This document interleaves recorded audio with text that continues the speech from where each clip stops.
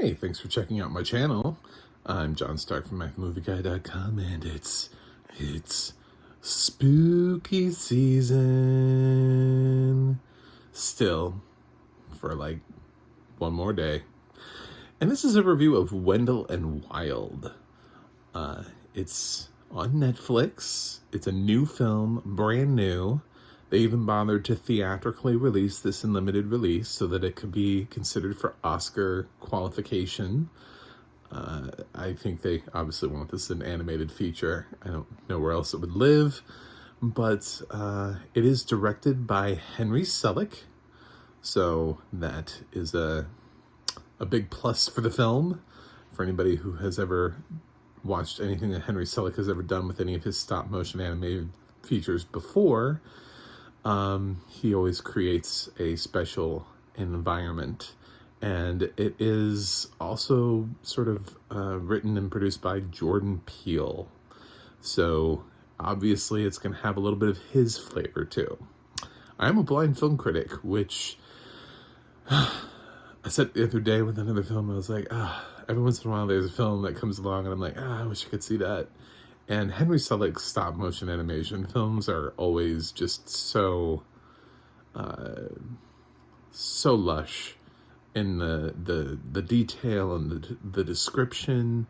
Both he and Leica, which has worked a lot in stop motion, have created some really fantastic looking stop motion animated features over the years. And it's just really amazing what stop motion is able to do and what it looks like versus traditional animation. It's just so great. This really made me think, and just a random thought. I was watching the film and I was like, man, it'd be really cool if Hadestown ever gets a movie adaptation, if they let Henry Selick do a stop motion animation version of Hadestown like this. I can kind of picture, because I've seen stop motion animation before, kind of what this probably looked like, but I still don't think I'm coming even remotely close to it.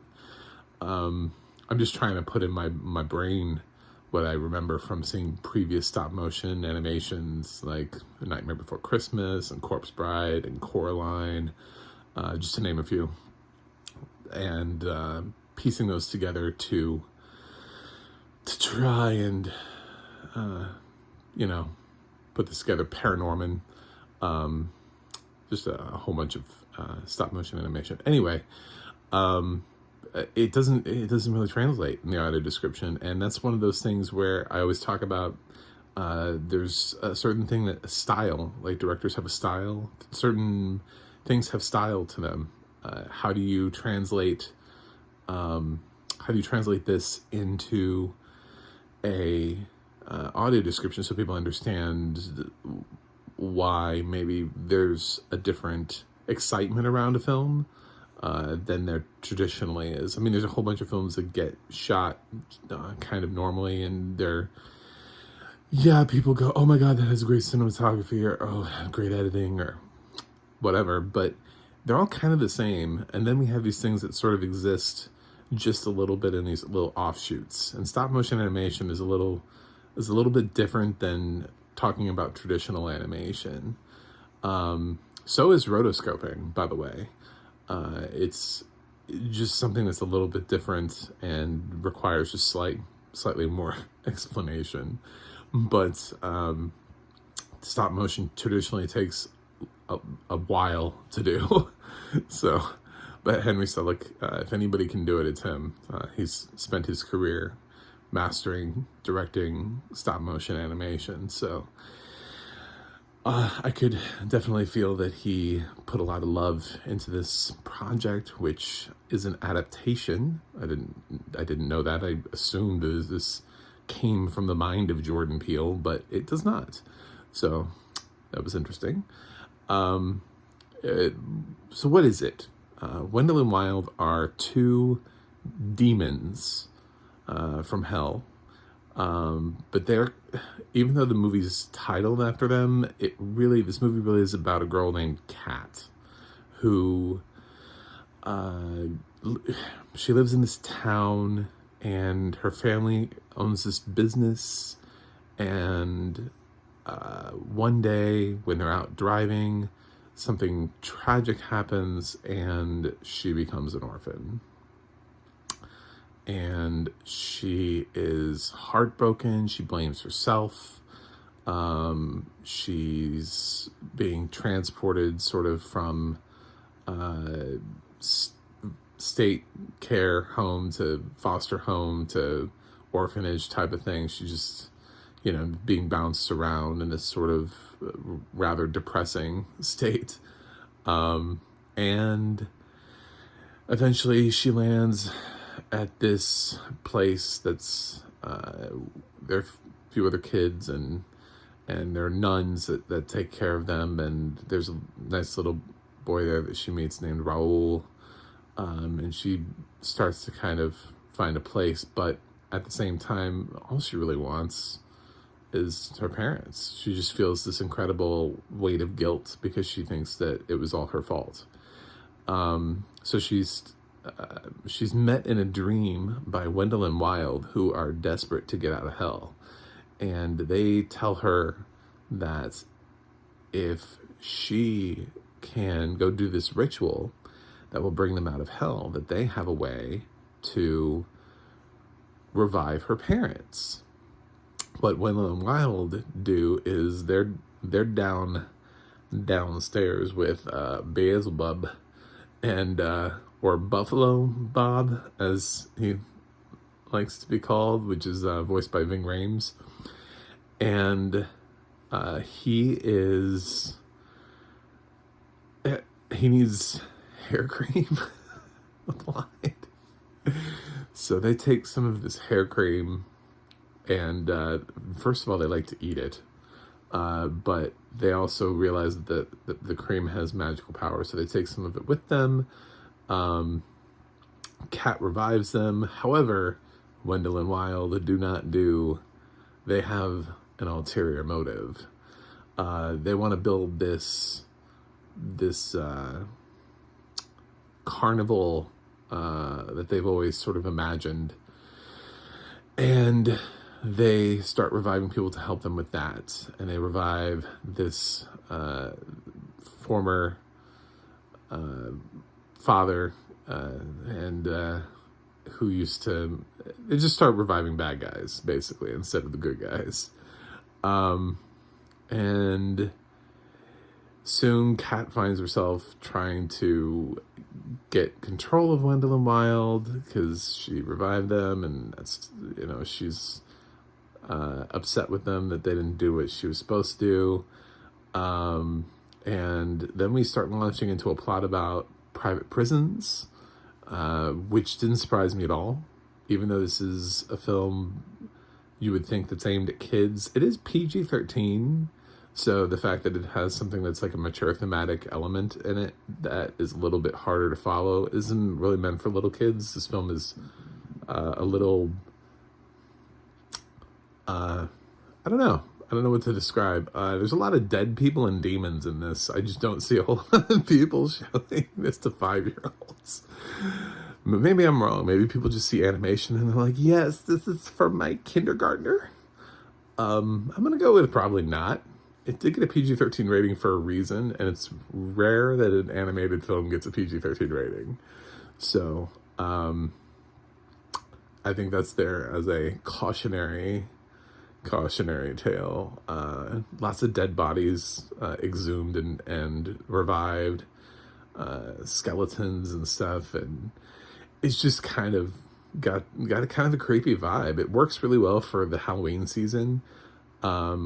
I do want to give a shout out to Angela Bassett, who voices this nun that sort of helps Kat along the way. And Kat is actually voiced by Lyric, who played Deja on This Is Us.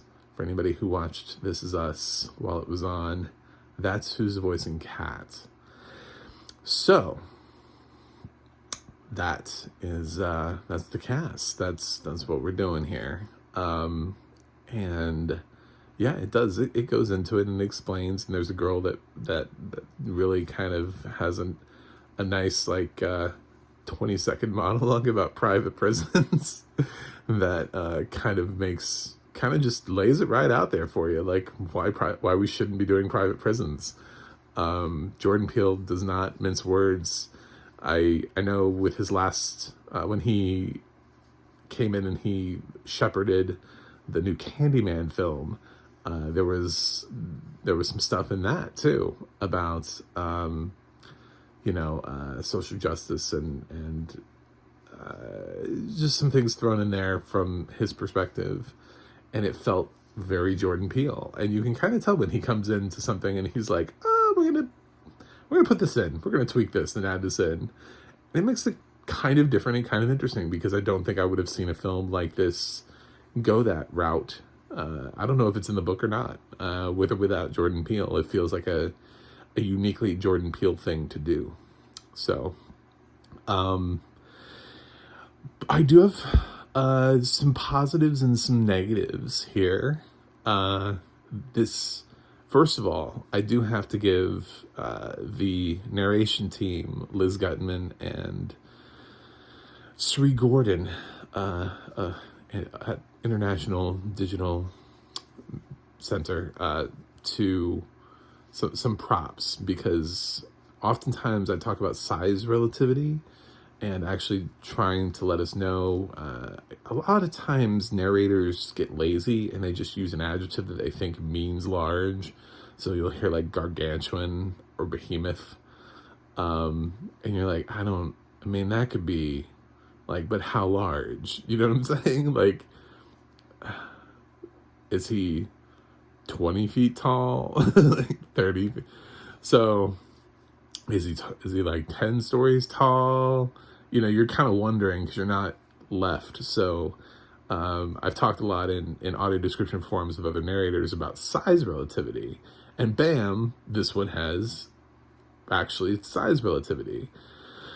It's not necessarily that somebody is the same size as something, but it is something that gives you a direct reference to how tall something is. There's a character in here that's referenced to be hundreds of feet tall, which gives you a much better representation than just referring to him with some sort of adjective that also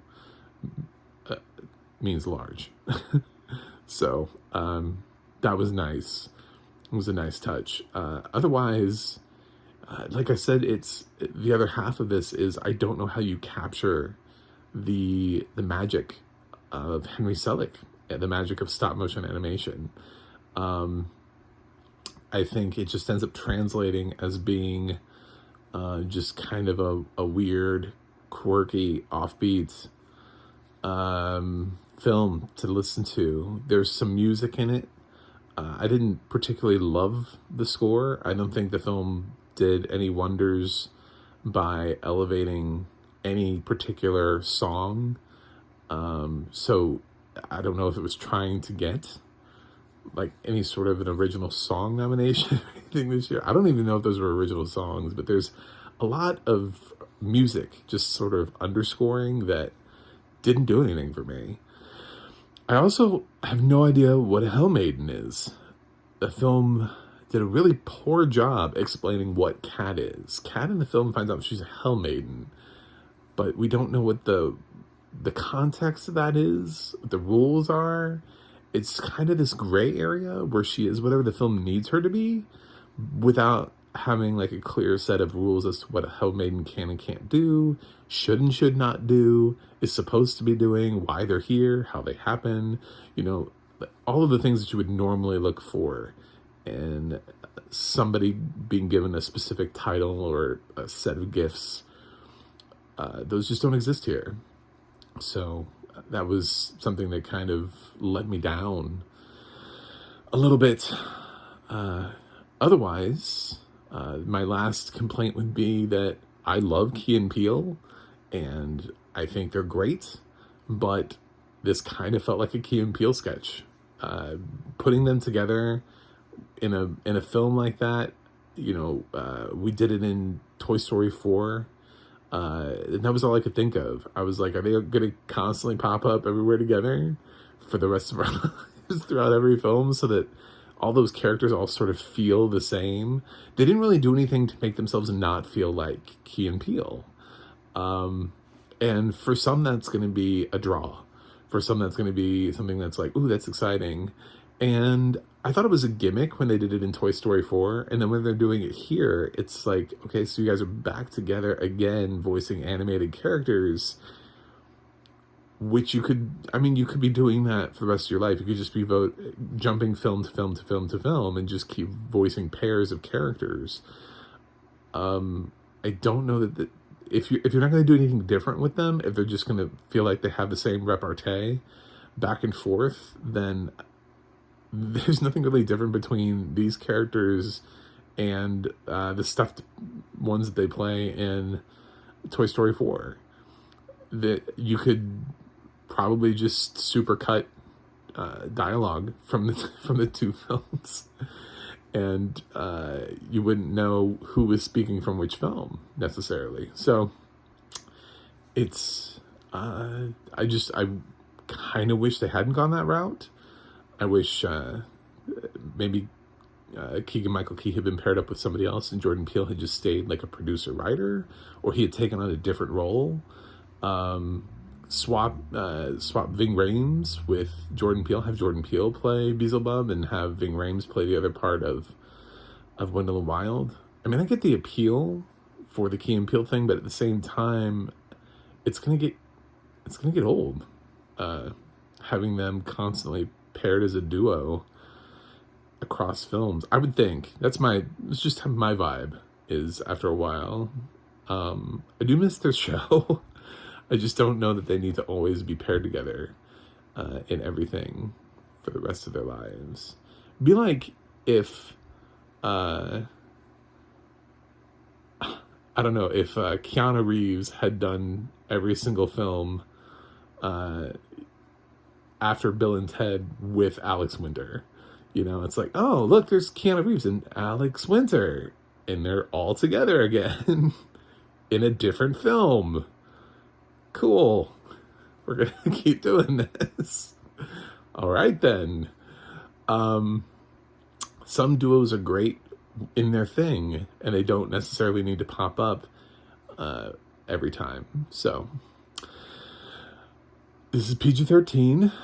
I would not recommend this for little kids based on the audio description that I got about some of these corpses and some of the demons and everything. I just don't think there are some moments in here that will translate to little kids. It'll be very weird for them because it's an animation style, but Henry Selick has the ability to go for it. I know a lot of parents were sort of taken aback by Coraline being as scary as it was. When that came out, there was a little bit of a backlash.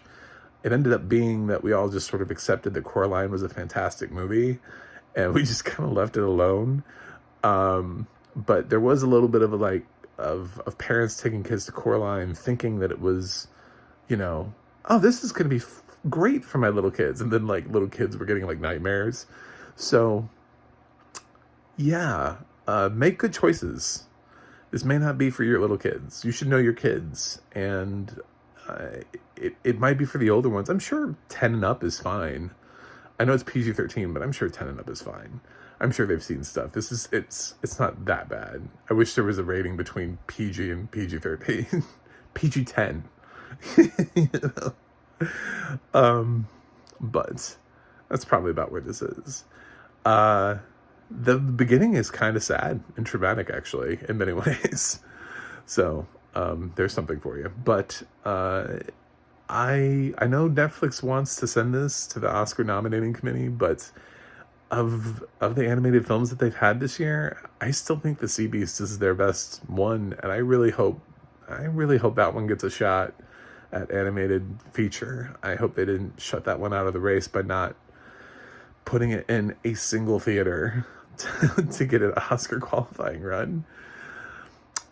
I'm gonna give Wendell and Wild a B+. There's a lot to like here. Just a few little things that I didn't quite love so much. I have a feeling that I could have forgiven a lot of those things, though, if I was able to see the stop motion animation, because I love stop motion animation so much. It's really sad. This movie made me sad for that specific reason. So, it does sometimes. I'm happy, but sometimes I'm just like, damn, I hate the fact that I lost my vision. So, yep. So that was Wendell and Wild. Anyway, if you've stayed this long through this review with me, which is slightly more depressing than my other reviews, I'm trying to get to 100 this year, so it'd be nice if you guys could subscribe. I'm pretty close. I've got 2 more months left, and I'm within striking distance, so I could do it. I just need subscribers. And I also have a website, macthemovieguy.com. I also have a Twitter, @macthemovieguy. You can go to the audio description project, adp.acb.org. It'll let you know what has audio description and where you can watch it. And you can go to the adna.org, which you can look up Liz Gutman and Sri Gordon and see what else they've done. Liz Gutman writes and narrates for so many different things. I can't even imagine. I've never actually looked up her page, but I'm sure it's insane. And Sri Gordon, actually, I've heard her on a lot of things, so I bet she has a pretty big page on there too. Anyway, that's it for me today. And I only need one more spooky movie to finish this out. What will it be? I don't know. I'm thinking about going a completely different route, to be honest, for Halloween in terms of what is horrifying. So stay tuned for that, because you might get something completely different tomorrow, but for Halloween. Because what am I going to do? Recommend a movie to you on Halloween? You're going to immediately watch it that day? No, you're going to watch it like the next day, right? On like November 1st. So it won't be Halloween. So, yeah. Might be something completely different tomorrow. Actually, on the day. I've recommended 30 horror films. I've done 30 reviews. A review every day, as promised, during the month. So, we'll see.